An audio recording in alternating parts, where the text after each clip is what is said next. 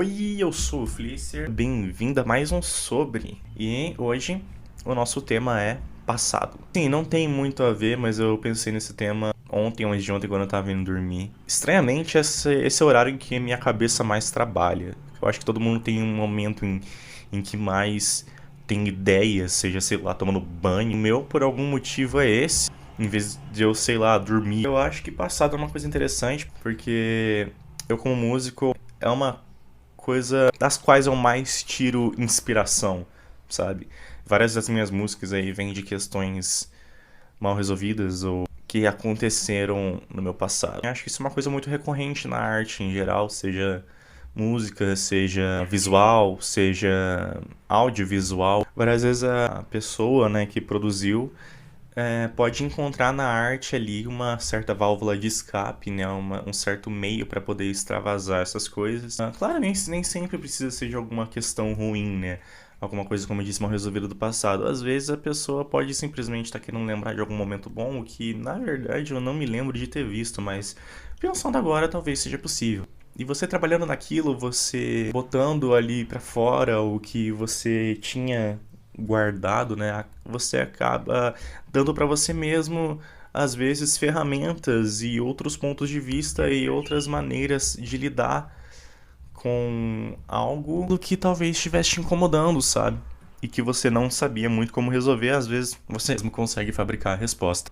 Ou conseguir chegar um pouco mais perto dela. Como por exemplo, no meu primeiro álbum, a última música, O Meu Rosto Me Lembra o Seu, ela é uma carta, tipo, sobre o que eu diria pra uma versão mais nova minha, talvez pro eu criança. Se eu pudesse aconselhar ou simplesmente estender a mão. Isso me faz pensar, né, também naquela coisa de tipo, se eu mudaria alguma coisa do meu passado, sabe? Se eu faria alguma coisa diferente. Eu acho que todo mundo, pelo menos uma vez, já pensou nisso, né? Em, tipo, se eu pudesse, o que eu mudaria? E eu acho que eu não mudaria nada. Pelo menos no meu caso, eu acho que se eu tivesse feito alguma coisa diferente, né? Se eu voltasse pro passado com o conhecimento que eu tenho hoje e mudado alguma coisa mínima que fosse, talvez as coisas não fossem se desenrolar do jeito que se desenrolaram, alguma coisa poderia estar totalmente diferente. Então, talvez cada mínimo ponto seja necessário. Isso também é retratado em várias apresentações de viagem no tempo, né? Um negócio meio efeito borboleta, você, sei lá, tipo, muda um grão de areia do lugar e você acaba ocasionando a Quarta Guerra Mundial, tá ligado? Mas terceira. Desculpa. O passado, né, também acaba por ser, né, o gerador das nossas memórias afetivas, né? Por exemplo, aquela relação que você tem com um filme, com um desenho, com um jogo, uma coisa que te fez bem quando você era uma pessoa mais nova. De certa forma, isso é bom, porque quando você volta a ter contato com aquilo, acaba sendo uma coisa, um refúgio pra você, né? Isso é uma coisa legal.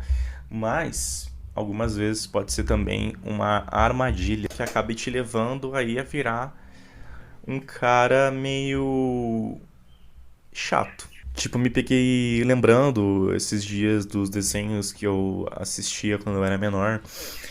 Claro, não faz muito tempo que esses desenhos acabaram, tipo Apenas um Show, Hora de Aventura, o próprio Ben 10 eu gostava bastante.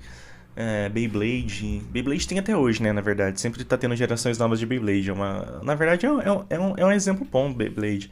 Porque a gente precisa sempre estar seguindo em frente e aceitando novas visões das coisas que a gente gosta. Por exemplo, o público-alvo hoje de um desenho, por exemplo, infanto-juvenil, definitivamente não é o mesmo público-alvo dos anos 2000, do começo dos anos 2000, por exemplo.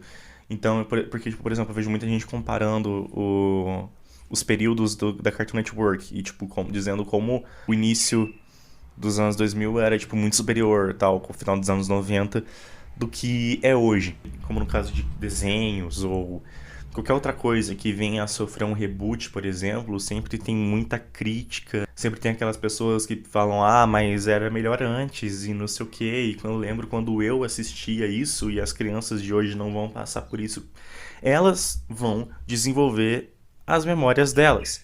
E você tem as suas e elas não vão ser apagadas, né? Por mais óbvio que isso pareça. Eu acho que a gente precisa dar espaço para mentes mais novas desenvolverem coisas com base no que grandes mentes mais antigas já fizeram.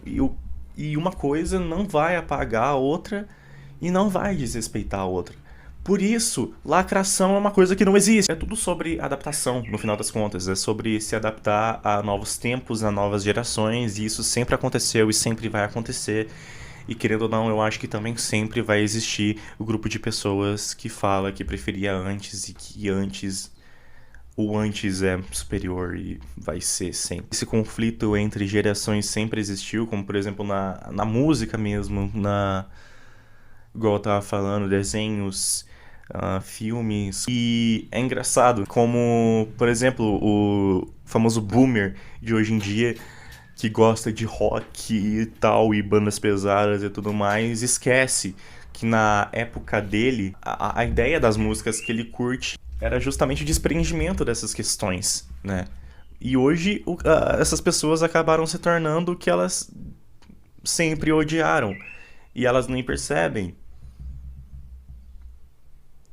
sendo elas na maioria bolsominions. Enfim, não querendo militar, mas já militando. A gente tem que estar esperto também pra não acabar se tornando esse tipo de pessoa sem nem ver, sabe? Eu tenho um certo medo disso, de me tornar esse velho chato. Eu espero que isso não aconteça. Claro, às vezes uma coisa só é ruim mesmo, sem essa de, ai, eu achei que... Não, às vezes é ruim.